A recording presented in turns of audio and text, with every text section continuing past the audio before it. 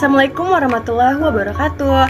Halo teman-teman semuanya, nama aku Syarifah Najwa Syarani. Di video ini aku akan membahas tentang gangguan trauma dan stres dengan fokus pada gangguan stres akut dan gangguan stres pasca trauma atau diakrab disebut dengan PTSD. Mari kita sama-sama simak videonya ya teman-teman.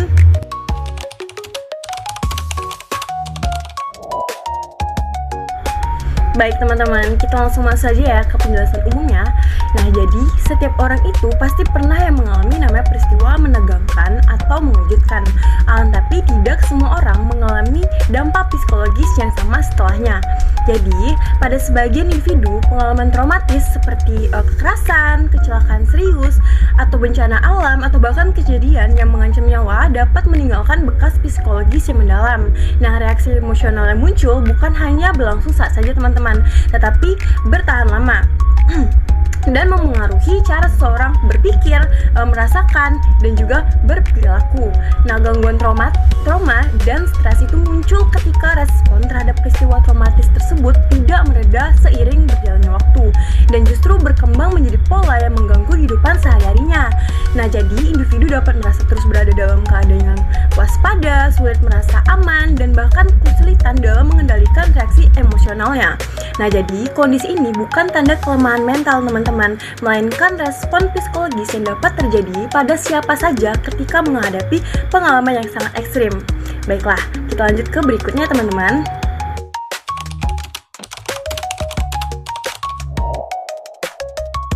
Nah teman-teman, kita contohkan saja langsung ya. Nah, jadi bayangkan ketika seseorang yang pernah mengalami kejadian traumatis yang berat. Nah, meskipun peristiwa tersebut telah berlalu cukup lama untuk individu tersebut, pikirannya akan seringkali kembali pada kejadian itu tanpa disengaja teman-teman.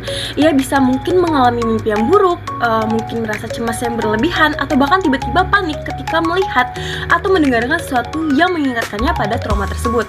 Nah, akibat dari hal tersebut, ia akan mulai menghindari situasi tertentu dan menarik diri dari lingkungan sosial. Nah, jadi kondisi ini secara perlahan memengaruhi kualitas hidup individu tersebut, baik dalam hubungan sosial, pekerjaan, maupun aktivitas sehari-hari teman-teman. Begitu, kita lanjut ke berikutnya teman-teman.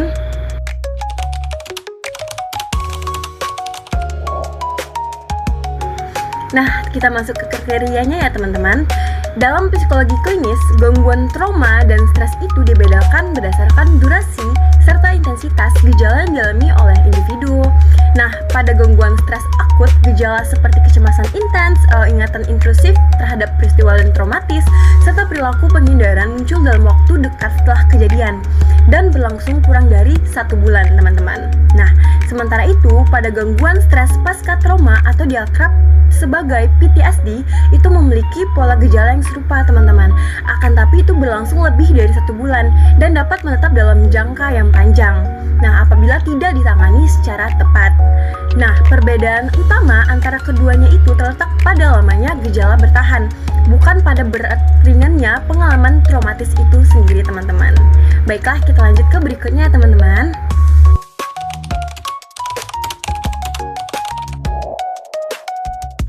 Nah teman-teman, kita lanjut ke berikutnya ya. Jadi dari data World Health Organization dan American Psychiatric Association, itu sekitar 3 hingga 4% populasi dunia itu mengalami yang namanya PTSD. Nah, risiko ini lebih tinggi pada individu yang mengalami trauma berat secara langsung dan juga berulang-ulang.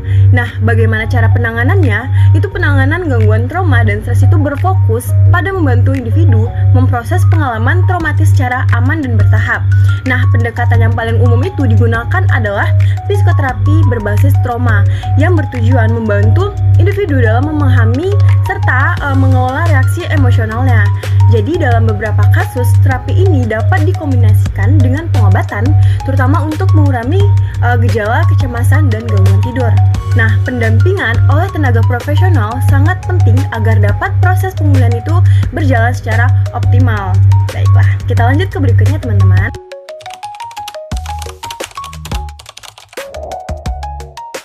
Baik teman-teman, sebagai kesimpulannya, gangguan dari trauma dan juga stres itu merupakan kondisi psikologis yang cukup serius teman-teman. Akan tapi dapat ditangani dengan pendekatan yang tepat, juga dengan dukungan yang sesuai.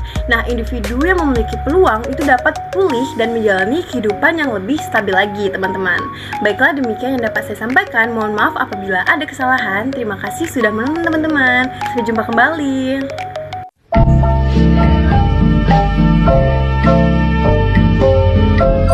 Thank you.